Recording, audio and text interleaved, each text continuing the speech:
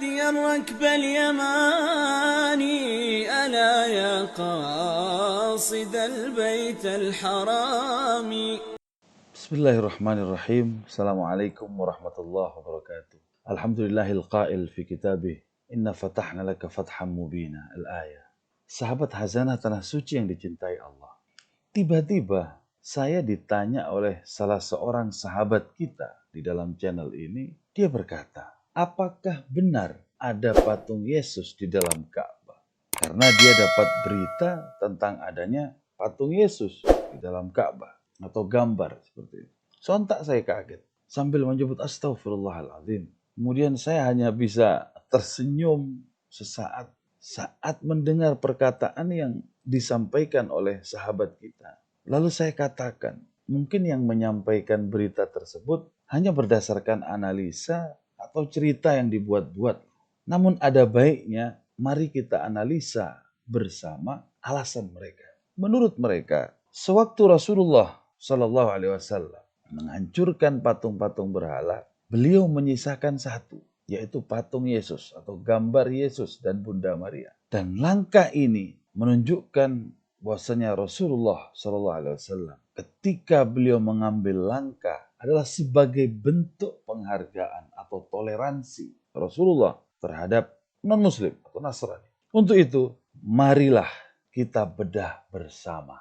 Bagaimana dalam perspektif Islam, kemudian bagaimana kisah yang sebenarnya, bagaimana kejadian yang sebenarnya sesuai dalil-dalil yang jelas. Yang mana semuanya telah Allah jelaskan di dalam kitab suci Al-Quran, kemudian di dalam hadis Sahih Bukhari, dan lain sebagainya. Sahabat Hazanah Tanah Suci yang dicintai Allah. Dari mana lahirnya informasi ini? Itu pertanyaan pertama. Pertama adalah ketika Fathu Makkah atau penaklukan kota Makkah. Yang merupakan peristiwa saat itu terjadi pada tahun 630. Tepatnya pada tanggal 10 Ramadan tahun ke-8 Hijrah. Di mana Rasulullah SAW beserta 10.000 pasukan bergerak dari Madinah menuju Makkah Al-Mukarramah. Kemudian beliau menguasai Mekah secara total tanpa pertumbuhan darah sedikit pun. Dan sekaligus menghancurkan berhala yang ada di dalam dan sekitar Ka'bah. Rasulullah SAW jelas tidak sendiri, kami sampaikan bersama 10.000 sahabat. Beliau bersama semua sahabat yang ada ini. Dan seluruh yang diperbuat, dikatakan oleh Rasulullah, akan langsung dihafal, mahfud fi sudur, akan langsung diingat di hati para sahabat. Bahkan dicatat dan tidak ada satupun yang terlewatkan, yang mana di kemudian hari itu disebut hadis. Maka hadis menurut istilah ulama ahli hadis sebagaimana dijelaskan oleh Dr. Mahmud At-Tahan dalam kitabnya Taisir Mustalahul Hadis. Beliau mengatakan, al-hadis ma udhifa ila Nabi sallallahu alaihi wasallam min qaul aw fi'l aw takrir aw sifat. Hadis adalah sabda-sabda yang beliau ucapkan dan perilaku beliau, tindakan atau ketetapan beliau, yakni sesuatu yang dikerjakan di hadapan Nabi dan beliau mendiamkannya lalu menetapkannya sebagai sikap atau sifat-sifat beliau, yaitu kepribadian Nabiullah Sallallahu Alaihi Wasallam dan kisah perjalanan hidup beliau. Itulah hadis. Nah, peristiwa tentang penaklukan kota Mekah dijelaskan jelas di dalam Sahih Bukhari. Hadis nomor 4066, hadis nomor 4101, itu banyak, ada 35 hadis. Berikut kami akan mengupas satu persatu. Ahibbai fillah, Rasulullah Sallallahu Alaihi Wasallam membawa pasukan sebanyak 10.000 orang dan bermaksud untuk menaklukkan kota Mekah, menyatukan para penduduk kota Mekah dan Madinah. Perjalanan pun itu dilanjutkan oleh beliau dengan memulai perjalanan dari Madinah sampailah di tanah Mekah. Rasulullah Sallallahu Alaihi Wasallam menundukkan kepala sebagai bentuk tawaduk kepada Allah, penguasa alam. Kemudian beliau membacakan firman Allah, Inna fatahna laka fatham mubina, di dalam surat Al-Fat ayat pertama. Artinya apa? Sesungguhnya kami memberikan kepadamu kemenangan yang nyata, benar-benar nyata. Rasulullah baca itu. Penguasa Mekah yang tidak memiliki pertahanan yang sangat memadai, kemudian dia menyerahkan kota Mekah tanpa berlawanan. Sebelumnya, Orang-orang mengira bahwasanya Rasulullah SAW akan membalaskan dendamnya kepada pemuka bangsa Quraisy. Sampai kekhawatiran itu dinyatakan di dalam sebuah hadis diriwayatkan oleh Imam Muslim yang artinya tidak ada orang terpandang di Mekah hari ini kecuali akan dihabisi. Itu perkiraan mereka. Maka ketika Rasulullah SAW naik ke Bukit Safa, kaum Ansor datang dan juga melakukan tawaf padanya. Rasa khawatir pun mulai merayap di hati Abu Sufyan, pemuka Quraisy dan musuh Islam di zamannya. Kekhawatiran bukan tanpa alasan. Sebagaimana yang dijelaskan di dalam kitab Syarah Sahih Al-Bukhari Al-Hafidh Al-Imam Ibn Hajar Al-Asqalani di juz 8 halaman ke-9, beliau menjelaskan pada malam sebelum pengepungan Rasulullah Shallallahu Alaihi Wasallam meminta 10.000 pasukannya untuk menyalakan api yang kemudian menerangi lembah Makkah. Di dalam riwayat yang diriwayatkan oleh Imam Al-Bukhari, Sa'ad bin Ubadah radhiyallahu an yang memegang bendera Ansar saat itu. Kemudian keesokan harinya mengatakan dengan penuh percaya diri kepada Abu Sufyan, wahai Abu Sufyan, al-yawm yaumul malhamah. Hari ini Abu Sufyan, hari pembantaian. Sebagaimana diriwayatkan oleh Imam Bukhari. Ini kisah dan semuanya berdasarkan hadis. Tadi di awal Al-Quran. Abu Sufyan mendengar itu sebagai pemuka Quraisy, musuh Islam. Dengan tidak berdaya Abu Sufyan datang kepada Rasulullah SAW. Kemudian ia mengatakan, ya Rasulullah, apakah kaum Quraisy akan dihabisi? Diam Rasulullah. Ya Rasulullah, apakah tidak akan ada lagi bangsa Quraisy setelah hari ini atau setelah Fathu Makkah ini? Kemudian Abu Sufyan bertanya lagi, wahai Rasulullah, apakah engkau juga diperintahkan untuk membunuh kaummu? Tanya Abu Sufyan. Sebagaimana yang dijelaskan di dalam Syarah Sahih Bukhari Al-Hafidh Ibn Hajar Al-Asqalani juga. Maka Rasulullah SAW menjawab, tidak wahai Abu Sufyan. Al-yawm yaumul marhamah. Ini adalah hari kasih sayang, kata Rasulullah SAW. Hari ini di mana Allah Subhanahu wa Ta'ala memuliakan bangsa Quraisy. Jawab Rasulullah SAW yang melegahkan semua pihak. Sebagaimana dikutip dalam kitabnya Al-Hafidh Ibn Hajar Al-Asqalani. Sahabat Hasanah Tanah Suci yang dicintai Allah. Setelah itu Rasulullah SAW berkata kepada penduduk Mekah, siapa yang masuk masjid maka dia aman. Siapa yang masuk rumah Abu Sufyan, maka dia aman. Siapa yang masuk rumahnya dan menutup pintunya, maka dia juga aman. Beliau terus berjalan hingga Masjidil Haram. Setelah itu beliau meruntuhkan patung-patung yang ada di sekeliling Ka'bah. 360-an patung kurang lebih. Berhala semuanya yang ada di sekeliling Ka'bah. Beliau lewat sembari menghancurkan bersama para pasukannya. Beliau mengatakan apa? Firman Allah Subhanahu wa Ta'ala. Ja'al haq wa zahaqal batil. Innal batila kana zahuqa. Itu di dalam surat Al-Isra ayat 81. Yang benar telah datang dan yang batil telah lenyap. Sesungguhnya yang batil itu adalah sesuatu yang pasti lenyap. Al-Isra ayat 81. Tolong diingat setelah ini. Rasul pun kemudian memasuki Ka'bah dan memerintahkan pasukannya untuk apa?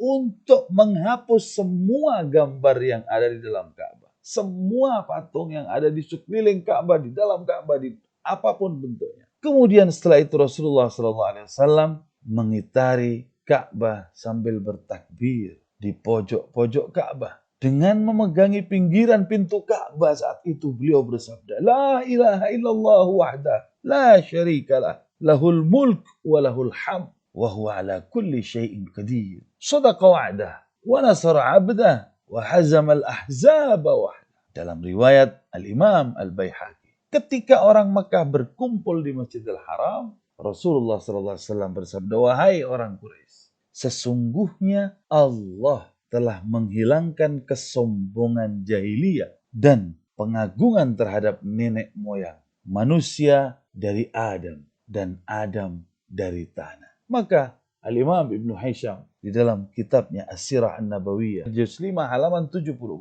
dan beliau mengutip perkataan Rasulullah SAW. Wahai orang Quraisy, apa yang kalian bayangkan tentang apa yang akan aku lakukan terhadap kalian. Beliau memberikan pertanyaan itu. Kemudian orang Quraisy pun menjawab, engkau adalah saudara kami yang mulia, anak dari saudara yang mulia, memuji pastinya. Kemudian beliau bersabda, aku sampaikan kepada kalian sebagaimana perkataan Nabiullah Yusuf alaihissalam kepada saudara. Maka Rasulullah SAW berkata kepada Quraisy saat itu, pada hari ini tidak ada cercaan atas kalian, wahai Quraisy. Allah mengampuni kalian. Dia Maha Penyayang. Pergilah kalian. Sesungguhnya kalian telah bebas. Maka Al-Imam Al-Bukhari rahimahullahu qala di dalam sebuah hadisnya, haddatsana Ali bin Abdullah, haddatsana Jarir bin Abdul Hamid, an Mansur an Mujahid, an Tawus, an Ibn Abbas radhiyallahu anhuma qala, qala Rasulullah sallallahu alaihi wasallam,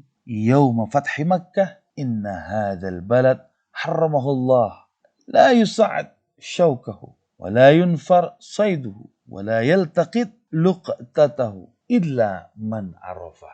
Al-Imam Bukhari berkata, telah menceritakan kepada kami, Ali bin Abdullah telah menceritakan kepada kami Jabir bin Abdul Hamid dari Mansur, dari Mujahid, dari Tawus, dari Ibnu Abbas radhiyallahu anhu berkata, Rasulullah SAW bersabda, pada hari pembebasan kota Makkah, sesungguhnya tanah ini telah diharamkan oleh Allah. Maka tidak boleh ditebang pohonnya, tidak boleh diburu hewan buruannya, dan tidak ditemukan satupun barang yang hilang, kecuali harus dikembalikan kepada pemiliknya. Maka Imam Bukhari masukkan hadis ini ke dalam kitab Hajj di atas tadi. Sahabat Hazanah Tanah Suci yang dicintai Allah, di dalam dunia ilmiah, maka harus ada data dan bukti yang mendukung sebuah informasi. Kalau memang ada penelitian ilmiah, maka patut dipertemukan dengan hasil teori ilmiah lain. Kalau kita hanya sekedar gosip murahan atau hoax yang berasal dari informasi yang tidak kredibel atau yang tidak bisa dipertanggungjawabkan keilmiahannya dan juga kebenarannya, maka ada baiknya abaikan saja. Pepatah mengatakan, orang yang tidak pintar, maksudnya adalah bodoh. Itu adalah jawabannya. Saya ulangi sekali lagi. Tidak menjawab perkataan orang yang bodoh. Itu adalah jawabannya. Walaupun faktanya memang informasi ini bukan informasi yang ilmiah. Namun kami mencoba untuk menelaah argumentasi bagi yang membuat cerita agar berpikir sebelum berbuat atau bertindak. Fakir qabla an ta'zir. Maka hati-hatilah sebelum kita bertindak atau berbuat. Maka sahabat Hazanah Tanah Suci yang dicintai Allah. Yang kedua, tentang patung Yesus sejak zaman Rasulullah SAW.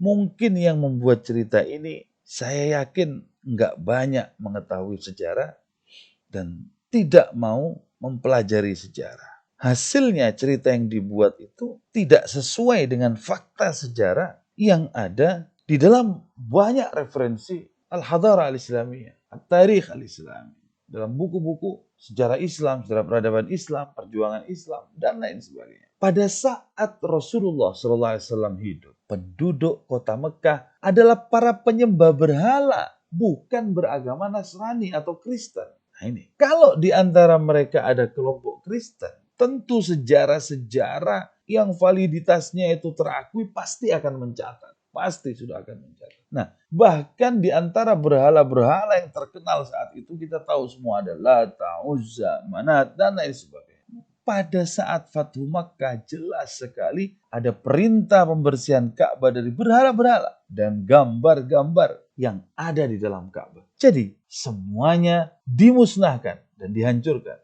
Sebagaimana penjelasan ulama hadis di atas. Dan untuk lebih jelasnya silahkan dibaca kitab Al-Hafidh Ibnu Hajar Al-Asqalani tentang syarah Sahih Al-Bukhari. Itu di juz 8 itu dikupas banyak-banyaknya. Ahibai fillah, Rasulullah SAW memang pernah bersinggungan dengan umat Kristiani. Tapi bukan di Makkah. Melainkan di Najasyi, dan beberapa tempat-tempat yang lainnya. Sebagaimana yang ada di dalam kitab sejarah. Karena memang sejarah mencatat bahwa Raja Najasyi itu walaupun beragama Kristiani, tapi ia mau menerima sahabat Rasulullah yang berhijrah. Rasulullah SAW pernah bersinggungan dengan umat Yahudi di Madinah. Sejarah mencatatnya. Rasulullah SAW pernah bersinggungan dengan kaum Persia yang menyembah api, yaitu Majus atau Majusi. Sejarah pun mencatat semuanya. Maka ahibai fillah, sahabat hasanah tanah suci yang dicintai Allah.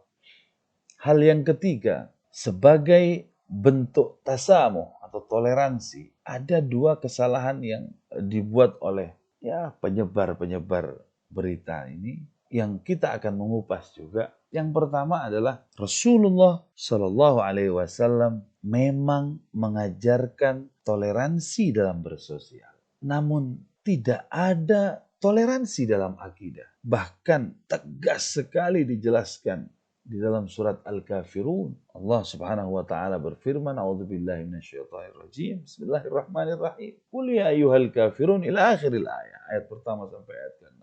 Apa artinya? Hai orang-orang yang kafir, aku tidak akan menyembah apa yang kamu sembah. Dan kamu bukan penyembah Tuhan yang aku sembah. Dan aku nggak pernah menjadi penyembah apa yang kamu sembah. Dan kamu tidak pernah pula menjadi penyembah Tuhan yang aku sembah. Maka yang terakhir apa? Untukmu agamamu, untukkulah agamaku. Maka jelas sekali statement Rasulullah Sallallahu Alaihi Wasallam. Maka toleransi dalam Islam itu artinya tidak saling mengganggu. Itu poin terpenting. Lakum dinukum waliyadin. Kesalahan yang kedua adalah mereka lagi-lagi tidak belajar sejarah. Sejarah mencatat bahwa Rasulullah Sallallahu Alaihi Wasallam menyeru agar masuk Islam dengan mengirimkan surat-surat kepada raja-raja Kristen, pemimpin-pemimpin Yahudi, dan juga beberapa penguasa dari kabilah-kabilah yang ada di Arab. Ini bukti bahwa tidak ada toleransi dalam akidah. Memang ada kelompok yang menolak untuk masuk Islam, tapi Rasulullah SAW tidak pernah membenarkan akidahnya. Sebagaimana saat Fathu Makkah tadi yang telah kami jelaskan. Saat musuh-musuh tidak berdaya dan tanpa perlawanan, Rasulullah SAW bersabda bahwa yang masuk agama Islam dia aman, selamat, dan orang-orang tetap nggak mau masuk Islam. Sehingga beliau mengatakan juga, yang masuk rumah Abu Sufyan, dia akan selamat. Nah, orang Quraisy yang tidak masuk Islam, lalu mereka masuk rumah Abu Sufyan, itu adalah bukti yang sangat jelas dan merupakan pengakuan bahwa mereka itu termasuk kelompok kafir dhimmi. Orang-orang yang tidak memerangi, orang kafir yang tidak memerangi. Bagaimana bisa mereka memerangi? Lawang mereka sudah menyerah sebelum berperang. Saat itu, saat Fathu Makkah. Maka dalam konteks ini, kita sebagai umat Islam itu jelas sekali. Bahkan dilarang untuk membunuh mereka. Atau orang kafir dhimmi, yaitu orang-orang kafir yang tidak memerangi Islam. Itulah salah satu bentuk toleransi Islam antar umat beragama. Dalam hal ini, Rasulullah Shallallahu Alaihi Wasallam mengajarkan kepada kita sebagaimana firman Allah, la ikraha fid din, tidak ada paksaan untuk masuk agama Islam, tidak ada paksaan dalam beragama, khususnya masuk ke dalam agama Islam. Sesungguhnya telah jelas jalan yang benar daripada jalan yang sesat, sebagaimana Allah firmankan di dalam surat Al-Baqarah ayat 256. Sahabat hazanah tanah suci yang dicintai Allah. Yang keempat, bukan rahasia lagi. Banyak sekali orientalisme. Orang-orang yang memang mempelajari ketimuran, mempelajari agama Islam. Mereka memiliki tujuan untuk menyesatkan pemahaman Islam dan melemahkan keyakinan umat Islam. Bahkan mereka ingin memecah belah umat Islam dengan menghembuskan isu-isu yang dapat menggoyahkan akidah kita selaku umat Islam. Kalaulah ini merupakan sebuah fakta ilmiah yang mana bisa dipertanggungjawabkan, harusnya mereka itu menulis sebuah karya ilmiah juga, lalu dipublish atau dipublikasikan, bukan menebar berita yang tidak akurat atau hoax. Faktanya bagaimana? Ya kenyataannya nggak ada orientalis yang mampu mencatat atau menulis sebuah karya ilmiah tentang ini semuanya. Maka sahabat Hazanah tanah suci yang dicintai Allah. Secara pribadi, saya tidak tahu motifnya apa mereka membuat cerita tersebut. Namun cerita itu sangatlah lemah dari sisi fakta sejarah perjuangan Islam yang ilmiah dan sangat bertolak belakang dengan dalil-dalil Al-Quran dan Sunnah. Selain itu, cerita tersebut bertolak belakang dengan akidah Islam. Maka kita berdoa, Allahumma ansuril Islam wal muslimin. Ya Allah, tolonglah umat Islam dan tolonglah agama Islam ini ya Allah. Aqulu ma tasma'un. Wal afu minkum. Assalamualaikum warahmatullahi wabarakatuh. يا حادي الركب اليماني ألا يا قاصد البيت الحرام